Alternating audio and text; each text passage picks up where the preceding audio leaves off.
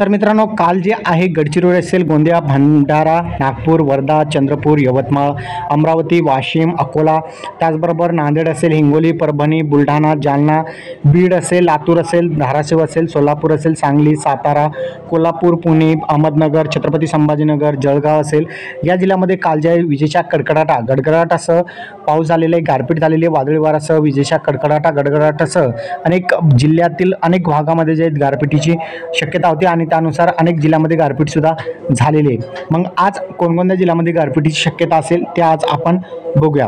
सर्वात अगोदर बघितलं तर या ठिकाणी सांगली असेल, सातारा असेल, सोलापूर असेल, धाराशिव असेल, लातूर असेल, नांदेड असेल, परभणी असेल, हिंगोली असेल, या जिल्ह्यामध्ये, त्याचबरोबर वाशिम, यवतमाळ, वर्धा, चंद्रपूर, गडचिरोली या जिल्ह्यामध्ये सुद्धा विजेच्या गडगडाटासह वादळी वाऱ्यासह या ठिकाणी पाऊस, त्याचबरोबर गारपीट होण्याची शक्यता आहे। वाऱ्याचा वेग बघितलं तर 40 ते 50 किलोमीटर प्रति तासाने या ठिकाणी वारे तुम्हाला वाहताना पाहायला मिळणार आहे। पुणे असेल, अहमदनगर असेल, छत्रपती संभाजीनगर, जालना, जळगाव, बीड या जिल्ह्यामध्ये सुद्धा तुम्हाला विजेच्या गडगडाटासह वादळी वारे, सोसाट्याचे वाऱ्यासह तुम्हाला गारपीट होण्याची शक्यता असणारे वाऱ्याचा वेग जो आहे 40 ते 50 किलोमीटर प्रति तास याप्रमाणे जे आहेत वाऱ्याचा वेगसुद्धा तुम्हाला पाहायला मिळणार आहे। त्यानंतर नाशिक, धुळे, नंदुरबार या जिल्ह्यामध्ये सुद्धा तुम्हाला पावसाची शक्यता असणार आहे। तुरळक ठिकाणी हा पाऊस तुम्हाला पाहायला मिळणार आहे। कोकण किनारपट्टीमध्ये बघितलं तर तापमान तुम्हाला जास्त पाहायला मिळणार आहे, उन्हाचा चटका तुम्हाला जास्त जाणवणार आहे।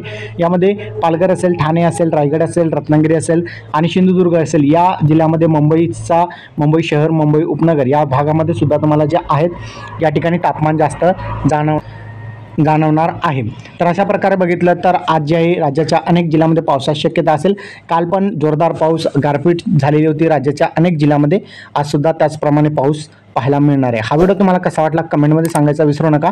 चॅनलवर नवीन असाल चॅनलला सबस्क्राईब करून साईडच्या नोटिफिकेशन बेलला प्रेस करायचं। जय हिंद, जय महाराष्ट्र।